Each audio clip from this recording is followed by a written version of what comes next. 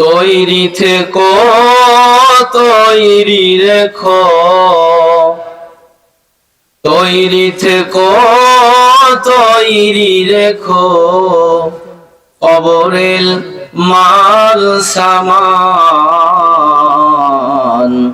একদিন তোমারই নাম মসজিদে হবে এলান, একদিন তোমারই নাম মসজিদে হবে এলান, একদিন তোমাকে পরিয়ে কাফন, সঙ্গী স্বজন করবে দাফন, একদিন তোমাকে পরিয়ে কাফন, সঙ্গী স্বজন করবে দাফন, হঠাৎ চলে যাবে আদরের ধন, প্রিয় মা বাবার ভাসিয়ে নয়ন, তৈরি থেকো,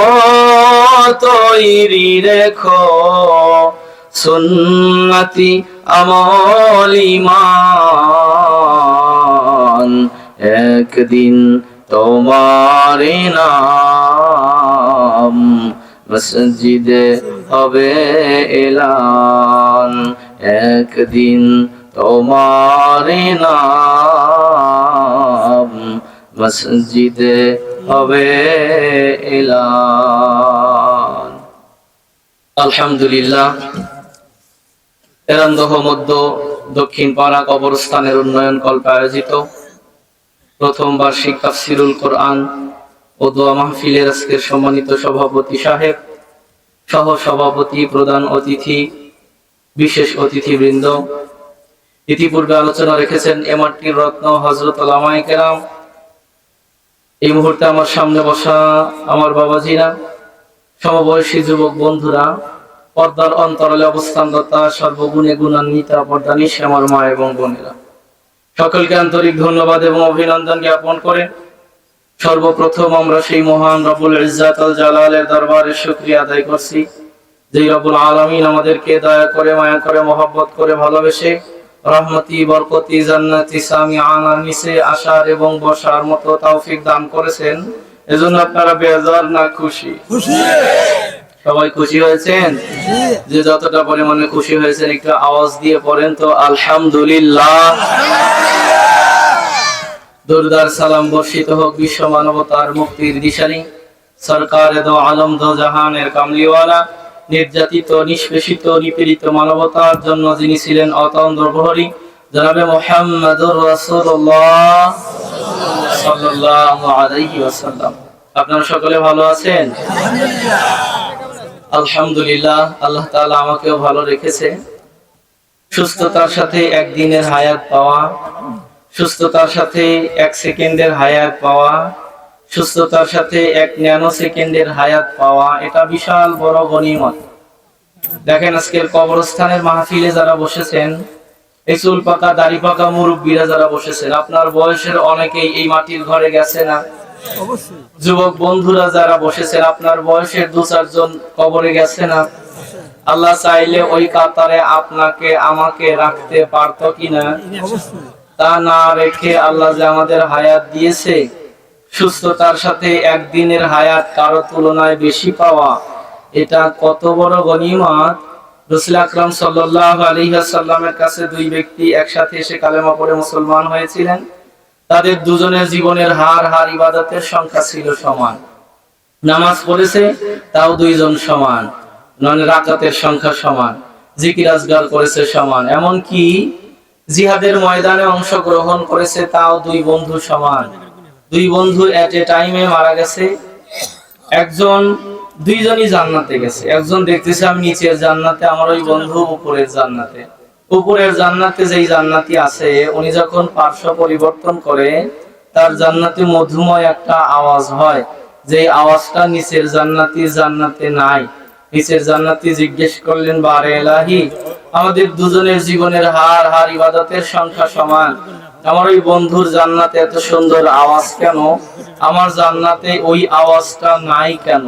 আল্লাহ পাক ডেকে বলে, জান্নাতীরা, তোমাদের দুজনের জীবনের হার ইবাদতের সংখ্যা সমান, শুধুমাত্র কেবলমাত্র তোমার ওই বন্ধুর আমলনামায় একবার সুবহানাল্লাহ শব্দটা বেশি আছে।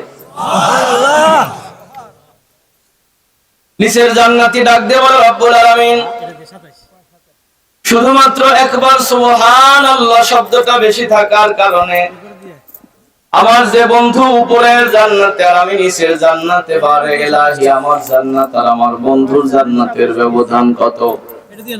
আল্লাহ পাক ডেকে বলে, জান্নাতীরা, তোমরা কি আমার রাসূল পাকের নবুয়তি জবান থেকে শোনো নাই? সুবহানাল্লাহ, আলহামদুলিল্লাহ, তামলা, সুবহানাল্লাহ, আলহামদুলিল্লাহ শব্দদ্বয় আসমান আর জমিনের মধ্যবর্তী ফাঁকা জায়গাগুলো সওয়াব দ্বারা ভরে দেয়। সুতরাং তোমার জান্নাত আর তোমার বন্ধুর জান্নাতের ব্যবধান হলো মা বাইনাস সামাই ওয়াল আরদ, আসমান থেকে জমিন। কয়বার সুবহানাল্লাহ বেশি? একবার।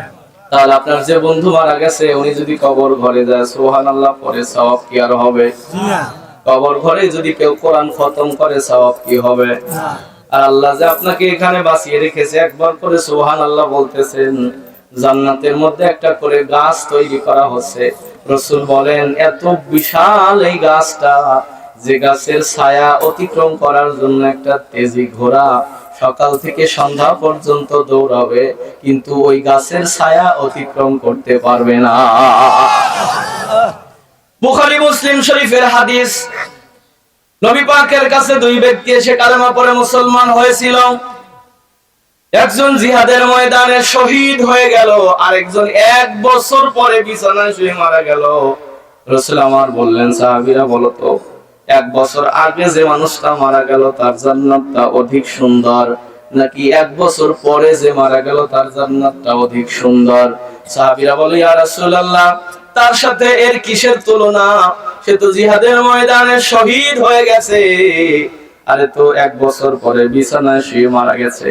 রাসূল বললেন, সাহাবীরা, এই যে 1 বছর ওনার তুলনায় বেশি বেঁচে ছিল, এই 1 বছর যে নামাজ পড়েছে, রোজা রেখেছে, তাসবিহাত করেছে, এই কারণে ওই আগের জনের তুলনায় পরে যে মারা গেছে এর জান্নাতটা আরো সুন্দর হয়েছে। তাহলে আপনার সমবয়সী যারা মারা গেছে, আল্লাহ চাইলে ওই কাতারে আপনাকে ডাক দিতে পারতো না? তা না দিয়ে হায়াত দিয়েছে। রাসূল বললেন, এজন্য আল্লাহর হাবিব বলেন, সমস্ত পৃথিবীর সবচাইতে দামি সম্পদ হলো 3টা। কয়টা? 3টা। 1 নাম্বার হলো লিসানুন যাকির, ওই জিহ্বা, যেই জিহ্বায় বেশি বেশি আল্লাহ পাকের জিকির হয়। বলে, জিকির করিতে করিতে যাহার জিহ্বা তরুতাজা থাকিবে, কিয়ামতের ময়দানে সে হাসিতে হাসিতে আল্লাহর জান্নাতে যাবে।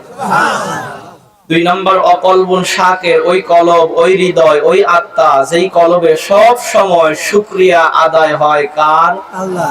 এজন্য যদি কেউ জিজ্ঞেস করে, ভাই কেমন আছেন, কি বলবেন? আলহামদুলিল্লাহ, ভালো আছি। এমনটি না, না ভাই ব্যবসা বাণিজ্য খারাপ, দিনকাল কেমনে কাটে, খাই না খাই, দিন কেটে যেতেছে। নিচের দিকে তাকান, শুকরিয়া আদায় করতে পারবেন। আমার না হয় পায়ে জুতা নাই, আরেকজনের তো আবার পাওই নাই।